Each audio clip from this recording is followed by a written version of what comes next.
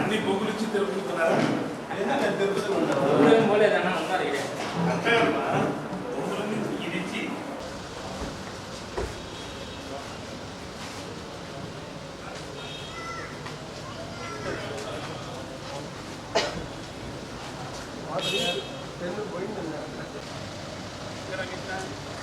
పోయిందమ్మా మళ్ళా చెన్నై ఇంకా రాత్రి 9 గంటలకు కనపడం లేదమ్మా. కృష్ణమ్మ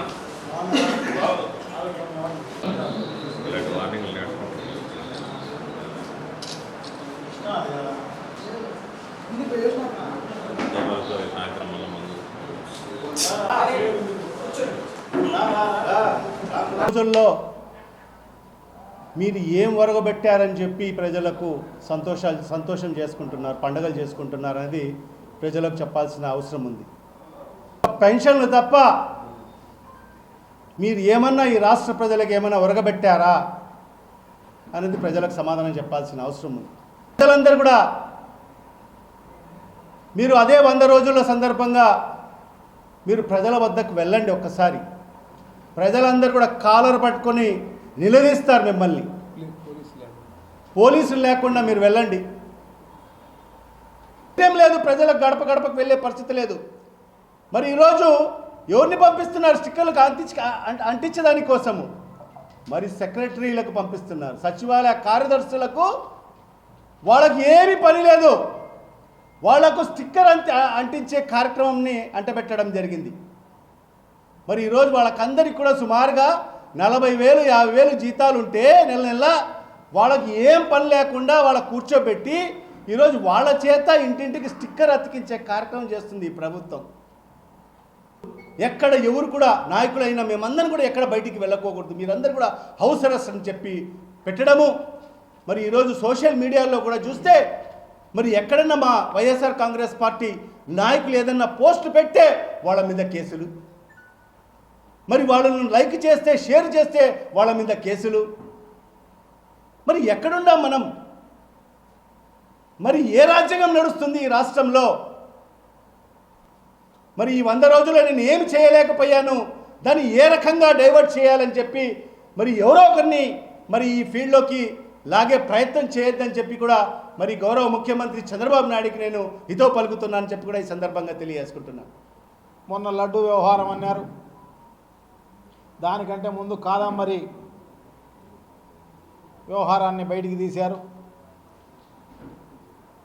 ఇవన్నీ డైరెక్షను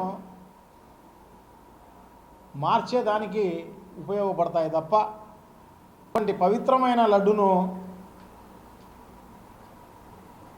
కలంకితం చేసే కార్యక్రమం చేసి నిజంగా కూడా హిందూ మనోభావాలపైన దెబ్బతీసే కార్యక్రమం అంతా కూడా చేసిన పరిస్థితి.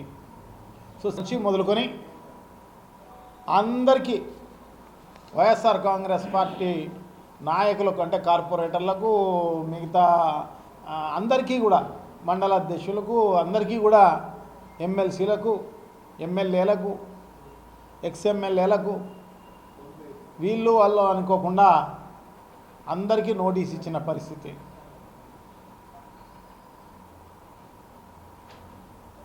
దానికి తిరుమలకు పోయి దేవాలయంలో దర్శనం చేసుకునే దానికి పర్మిషను లేదంట.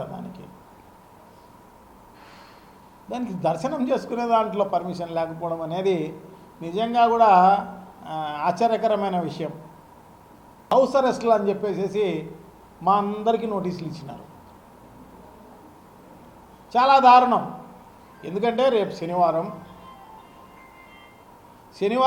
వెంకటేశ్వర స్వామికి మంచి పుణ్యదినం అది. సో అందరూ కూడా గుడికి వెళ్ళే కార్యక్రమం చేస్తారు హిందువులందరూ కూడా చాలా మటుకు. సో దాన్ని అడ్డుకునేదానికి జగన్మోహన్ రెడ్డి గారు అంటే మా రాష్ట్ర అధ్యక్షులు పాల్గొనే కార్యక్రమంలో ఎవరైనా పాల్గొనవచ్చు. అటువంటి దాన్ని అడ్డుకునే కార్యక్రమం చేసే దాంట్లో భాగంగా ఈరోజు ఎక్కడికక్కడ ఆపే కార్యక్రమం చేయడం జరుగుతుంది. మామూలుగా ఇప్పుడు ఎవరో చెప్తాను నేను, కోడూరు దగ్గర పోయే పిలిగ్రిమ్స్ అందరినీ కూడా ఆపే కార్యక్రమం చేస్తున్నారని. వైఎస్ఆర్ కాంగ్రెస్ పార్టీ వాళ్ళే కాదు, ఎవరిని పంపించడం లేనమాట. కోడూరు నుంచి అందరినీ ఆపేసేసి వెనక్కి పంపించే కార్యక్రమం చేస్తాం. చాలా దారుణం. ఈ రకంగా వ్యవహరించిన పరిస్థితి గతంలో ఎప్పుడూ లేదు. ఇట్లయితే చంద్రబాబు నాయుడు గారు మా ప్రభుత్వంలో అసలు తిరిగేవాడు కూడా కాదు.